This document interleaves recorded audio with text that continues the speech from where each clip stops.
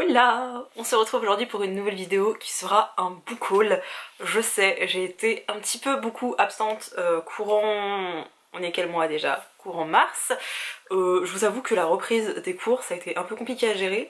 Surtout que j'avais pas de cours en distanciel. Mais bref, on n'est pas là pour parler de ma vie. Aujourd'hui je vais vous présenter tous les livres que j'ai achetés / reçus au mois de mars. Et il y en a quand même pas mal. Là vous voyez qu'une partie en plus de la pile. Je vous avoue que j'ai un peu honte quand même parce que c'est indécent. Mais bref, je vais vous les montrer.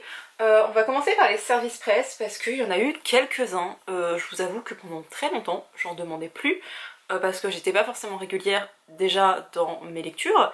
Et aussi dans mes rendre les chroniques, etc. Et même sur internet. Et je trouvais pas ça bien de demander des livres que tu... Enfin bref. En termes d'influence, etc., je trouvais pas ça top de les présenter genre 6 mois après, ou de pas les présenter tout de suite, ou de... C'est moi et ma raison, hein, mais il y a d'autres personnes que ça dérange pas du tout, et tant mieux, mais bref, j'ai un peu du mal avec ce concept encore, donc voilà. J'ai demandé et reçu Je déteste les comédies romantiques de Sierra Smith aux éditions Slalom. Oh. Je vous avoue qu'ils ont fait un tour de... Je sais plus comment on dit ça en anglais, mais bref, un tour d'influenceur pour présenter ce livre et pour expliquer à sa communauté les raisons pour lesquelles il fallait lire. Et juste quand j'ai vu qu'ils organisaient ce tour et que c'était à propos d'une romance lesbienne, romance saphique, parce que je ne sais pas si elles sont lesbiennes, bi, pan, etc. Mais quand j'ai vu qu'il y avait ce tour d'organisé par des personnes qui sont queer, je crois qu'elles sont toutes queer ou très majoritairement queer, j'ai trouvé ça génial, genre vraiment. Et Nadège en faisait partie et je me suis dit, bon... Si Nadège a accepté de lire ce livre ou de relire ce livre, parce que je sais pas si elle l'avait lu en anglais, ça veut dire qu'il est bien. Donc je l'ai demandé et ils ont accepté de me l'envoyer. J'en attendais un deuxième, mais je sais pas si je vais le recevoir ou pas. Enfin techniquement je devais le recevoir, mais voilà, il faut que j'envoie un mail. Mais déjà je suis très contente d'avoir reçu celui-ci. Et c'est le seul de la liste que je n'ai pas encore lu. Mais ça sera ma prochaine lecture, donc on n'est pas trop mal les gars, on n'est pas trop mal. J'ai aussi reçu La Fabrique d'excuses de Ikkyo, qui est sorti il y a pas très longtemps pour vous. Moi à l'heure où je vous filme, je crois qu'il est sorti aujourd'hui ou hier. Et je l'ai déjà lu, je l'ai fini hier, donc je suis plutôt contente. C'est un roman qui est très bizarre. En fait, ça m'a fait penser à des entreprises japonaises qui s'excusent pour vous. En fait, vous pouvez embaucher des gens pour qu'ils s'excusent à votre place. Et là, ça reprenait le même principe dans une société coréenne un petit peu... Je vais dire futuriste, mais en fait j'en sais rien. J'arrive pas à la situer en fait dans le temps. Parce qu'on suit deux personnages qui faisaient partie d'un institut où ils subissaient notamment des sévices, des châtiments corporels. Et à côté de ça, on les forçait à prendre des médicaments. Et ça parle un peu de ce mystère qui s'est passé dans cet institut. Comment, alors ça se passe au tout début, comment ils vont quitter cet institut et comment ils vont refaire ce commerce de présenter des excuses. Très troublant. Et comme l'auteur, je crois que c'est un homme, c'est ça, a tendance à dénoncer des faits sociétaux en Corée, je sais pas trop encore quoi penser de ma lecture. Voilà, je suis un peu perturbée encore, et là je lis que des romans coréens qui me perturbent, mais voilà, je vous le conseille quand même parce que j'aime bien quand ça me secoue un peu, ce genre de roman. Donc voilà. J'ai aussi reçu le tant attendu Mémoire de la forêt, le tome 2. J'avais demandé le tome 1, je crois que le jour de sa sortie, quelque chose comme ça, donc bien avant les avis, et je suis tellement heureuse d'avoir eu l'occasion de le lire avant que tout le monde soit hypé par ce roman, parce qu'en général quand un roman est très hypé, je n'arrive pas à le lire, je le sors pas de ma palle parce que les attentes sont trop hautes. J'avais donc lu le tome 1 que j'avais vraiment beaucoup aimé. Ça parle de plusieurs animaux de la forêt et surtout le renard, je sais jamais comment il s'appelle vraiment... Archibald. Archibald de renard, dans le premier tome il a un copain, Monsieur Taupe, je ne sais plus son prénom. Bref, et cet ami a la maladie de l'oubli tout. Voilà, la maladie d'Alzheimer ou une démence, bref. Et on suit ces deux personnages qui vont aller à la quête de ses souvenirs. Cette fois-ci on retrouve un petit peu Monsieur Taupe, mais on retrouve surtout Archibald. Et cette fois l'histoire est plus centrée sur lui, sur ses histoires de famille. Et c'était extrêmement mignon et j'ai envie de chialer d'un seul coup parce que je repense à la fin et que...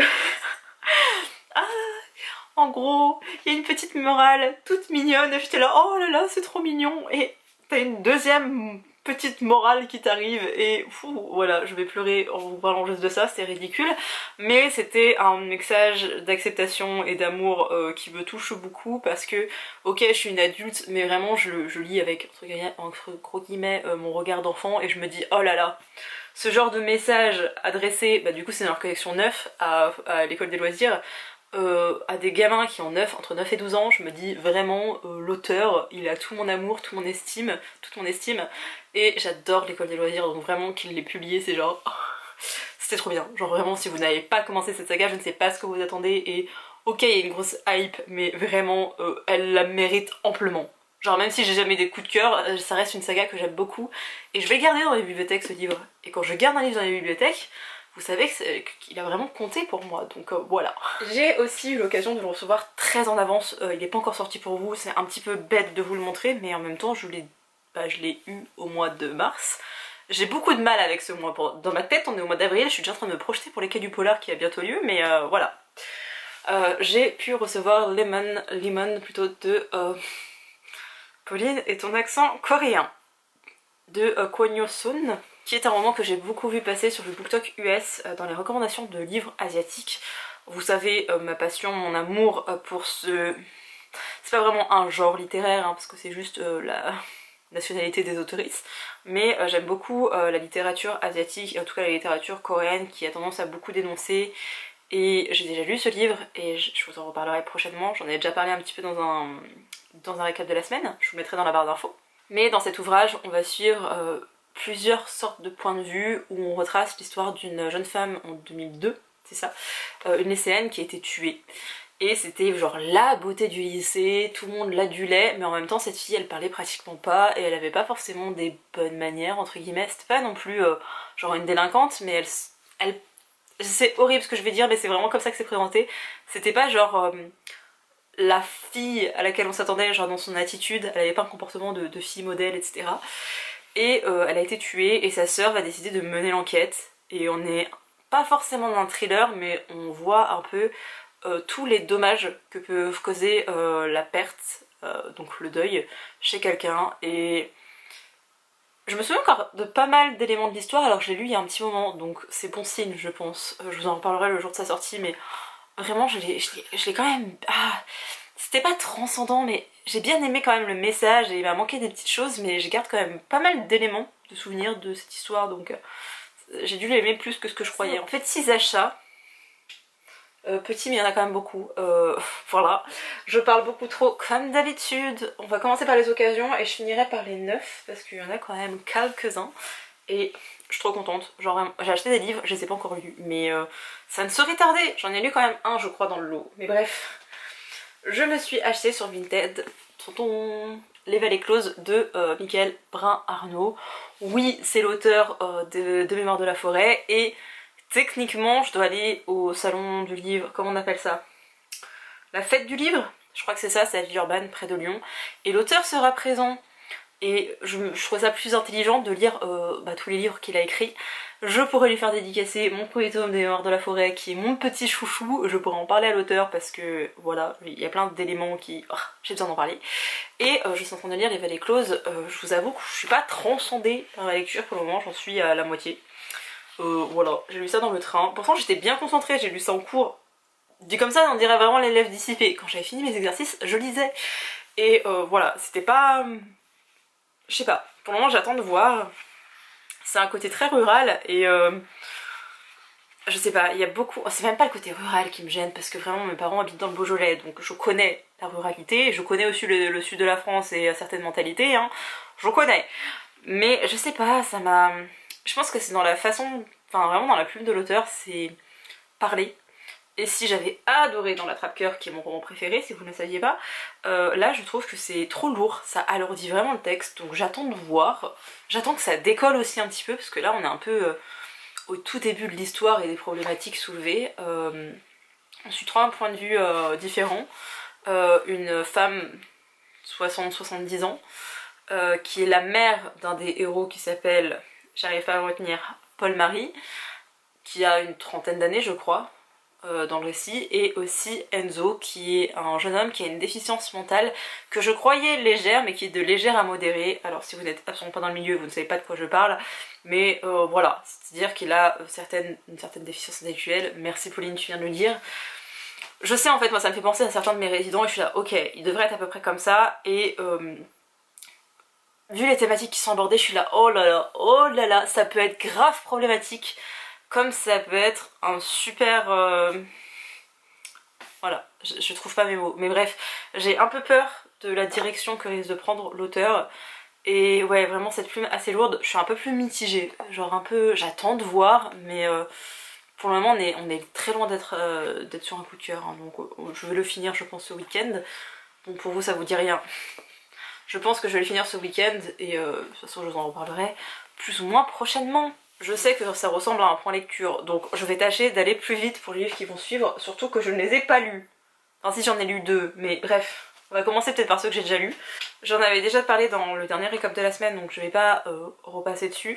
J'ai lu et acheté surtout à propos de ma fille de Kim Ye-jin, qui parle, alors j'ai pas la jaquette de chez Gallimard, mais je l'avais acheté sur le site de Gibert, il y avait eu encore une fois des grosses promotions.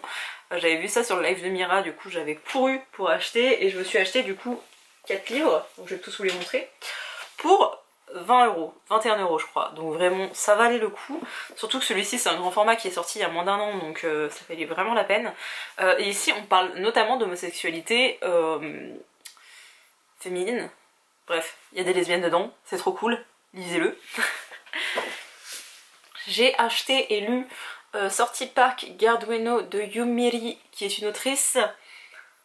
Je sais pas comment la définir parce que ses parents sont coréens et elle est née au Japon, mais il n'y a pas cette nationalité, ça veut rien dire. Il n'y a pas cette... comment on appelle ça? Genre le territoire ne détermine pas ta nationalité au Japon. J'arrive plus à trouver le mot qui signifie ça en français, mais bref. Voilà, mais ça parle de SDF à Tokyo et de l'histoire des SDF à Tokyo, donc je vous le recommande aussi parce que même si c'est pas une lecture qui était incroyable, bah il m'a quand même un peu marqué. Enfin j'ai bien aimé avoir la thématique comme ça. J'ai acheté... Tintin, j'essaye de bien vous le montrer, c'est pas top avec toutes les lumières que j'ai dû mettre parce que c'est la nuit. J'ai acheté Hiver à Soksho de Elisa Choi du Sapin. Tout ça c'est en occasion, je le rappelle. En fait je vais vous mettre la couverture en anglais que j'ai trouvé. Et c'est à cause de cette couverture que je voulais lire cette histoire et j'ai appris. J'ai enfin fait le lien en me disant mais... ce nom fait quand même très français, hein. Et bah oui, c'est une française qui l'a écrit à la base, et ensuite il a été traduit en anglais. Et je suis assez curieuse, ça se passe aussi en Corée. J'ai un peu peur des francophones qui écrivent sur la Corée, mais on va voir ce que ça va donner, et j'en parlerai prochainement, quand je l'aurai lu quoi.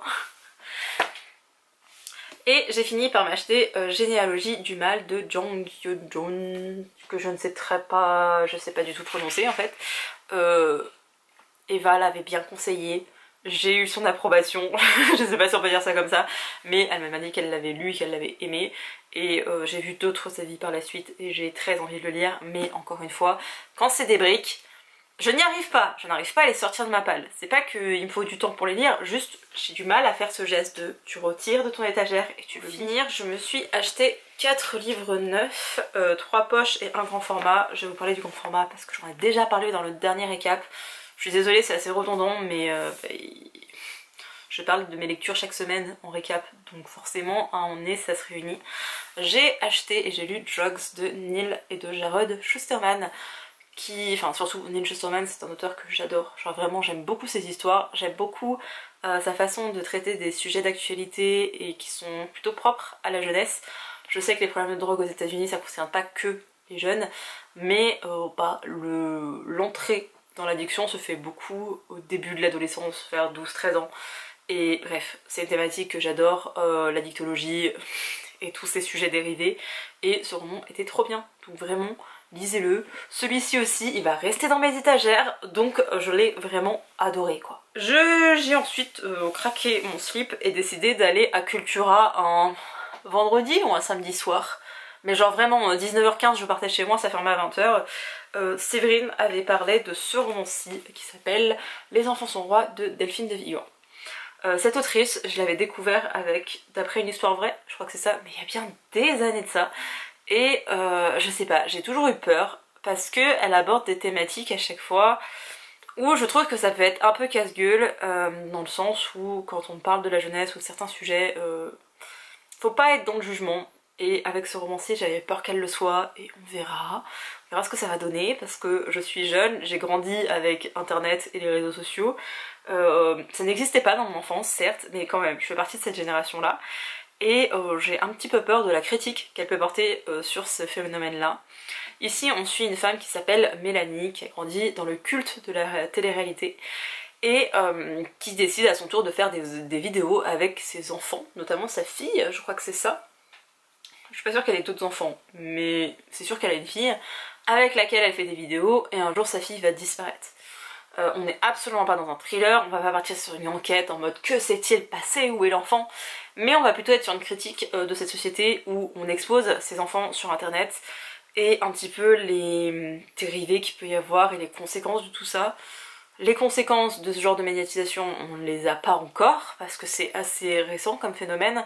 Après, le phénomène des enfants stars, ça existe depuis très longtemps et les conséquences sont assez graves, surtout pour les santé mentales des enfants. Donc voilà, j'ai un petit peu peur avec YouTube aussi, je vous avoue. Enfin déjà, exposer des enfants sur internet, moi ça me fait flipper à cause des pédophiles, mais bon, voilà, chacun fait bien ce qu'il veut. Ouais, et puis en termes aussi de droit à l'image et d'intimité, genre c'est un enfant, il peut pas se défendre et dire je suis d'accord, et quand bien même il serait d'accord, enfin son libre arbitre il est où quand il a 4 ans? Enfin bref.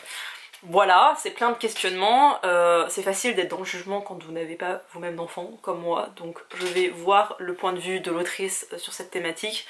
Ça se trouve je vais adhérer à certaines choses et d'autres pas du tout. Peut-être que je vais être là, mais bien sûr je suis complètement d'accord, ou peut-être que je suis complètement désaccord, on verra.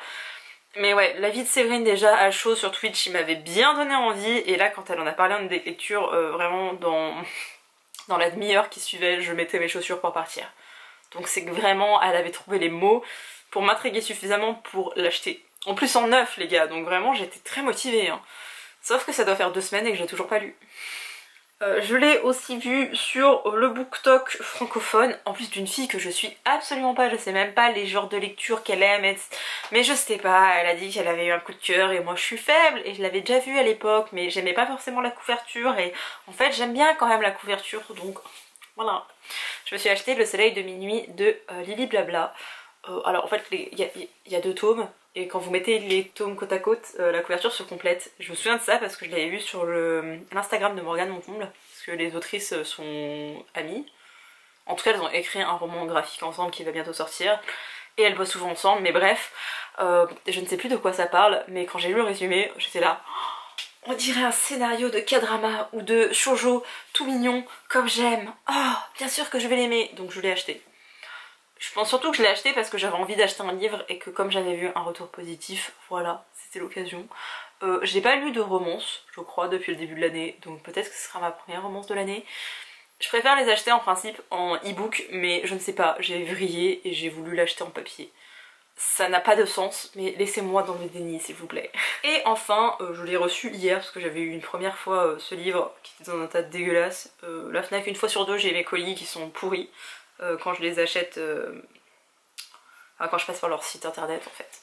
Bref, je me suis acheté Le chat qui voulait sauver les livres de... j'ai du mal parce que c'est tout écrit comme ça en vertical. C'est de Sosuke Natsukawa. J'ai vu ce livre en anglais de partout, tout le monde l'adorait et j'ai appris genre le jour de sa sortie de poche qu'il était sorti en poche, donc je l'ai acheté et c'est un chat, ça parle de librairie et de bouquins, enfin vraiment c'est tout dit dans le titre, le chat qui voulait sauver les livres, bien sûr qu'il me le fallait, genre vraiment, la littérature japonaise, toutes les planètes étaient alignées, c'était fait pour moi, genre vraiment il était fait pour moi. Il y a lui et il y a aussi Elle et son chat. Mais Elle et son chat, je me suis dit, attends le mois d'avril quand même. Mais il va y passer aussi, parce qu'il est sorti en poche il y a pas longtemps et qu'il me le faut, bien sûr. Et voilà, c'en est tout pour ce... En fait, il est pas si long mon book haul. Juste, j'ai beaucoup trop parlé de ce qui me donnait envie dans ces romans, slash ceux que j'ai lus, slash quelques résumés quand même. J'espère que cette vidéo vous a plu et moi je vous dis à bientôt pour une prochaine. Bye!